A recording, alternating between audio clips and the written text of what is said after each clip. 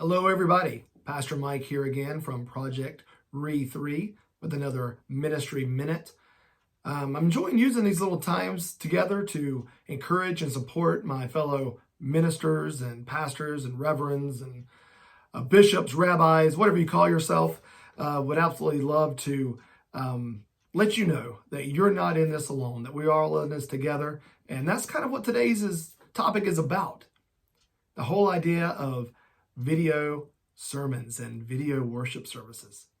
Now, up until 4 weeks ago, in 24 years of full-time ministry, I had never recorded myself on video, given any type of message, a worship service, a sermon, anything.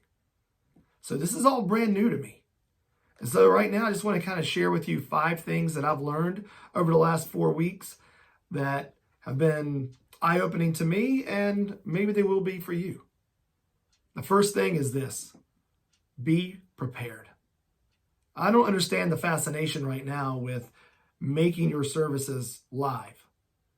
What's the harm in preparing ahead of time, recording before Sunday? So that way, if something doesn't go right or there's a glitch or something needs editing, that's okay, fix it. Make it go live on Sunday morning. People are seeing it for the first time anyway, but it doesn't have to be live.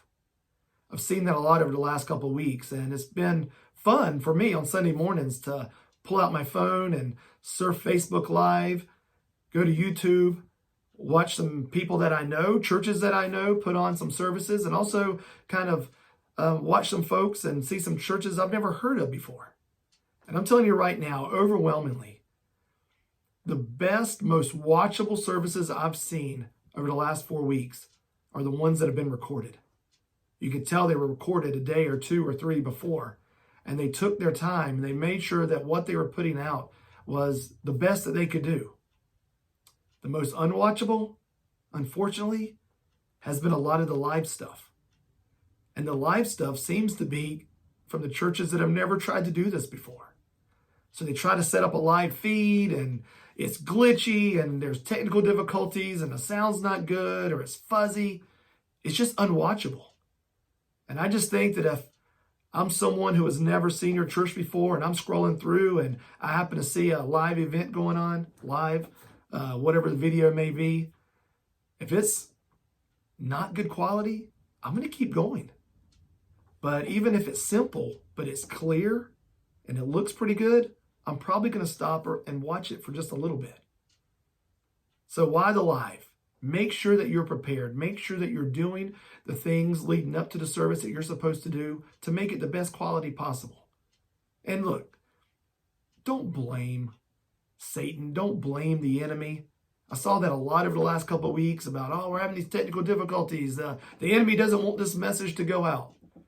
Now, your enemy is laziness and really lack of preparation. Let's be honest. Do what you got to do. Make sure everything is set up. And then do the right thing. And what you put out, make sure it's quality.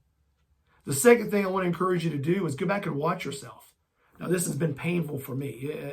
Like I said, I've never videoed myself before. I've never really seen myself from the other side of the chairs or the pews. And so sitting there and having to watch myself, it's been hard. But I've learned some things. And I think my second video week was a little bit better than my first, and hopefully my third was better than my second, because I'm watching myself and I'm seeing how some of my mannerisms are, my hand movements, or like I said, just the things you say, your cadence, whatever it may be. Go back and watch yourself, see what you're doing, and try to work on that. Which leads me to the third thing. That's practice.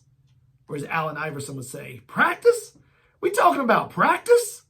Yes, we're talking about practice. Set up your camera in your sanctuary or your office or wherever it is that you do your services from and video yourself.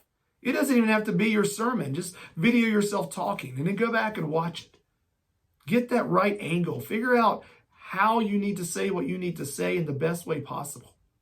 There's no harm in practicing. Right now, for me, this is practice. I'm putting these videos out, and let's face it, 5 people may watch it in the entire world.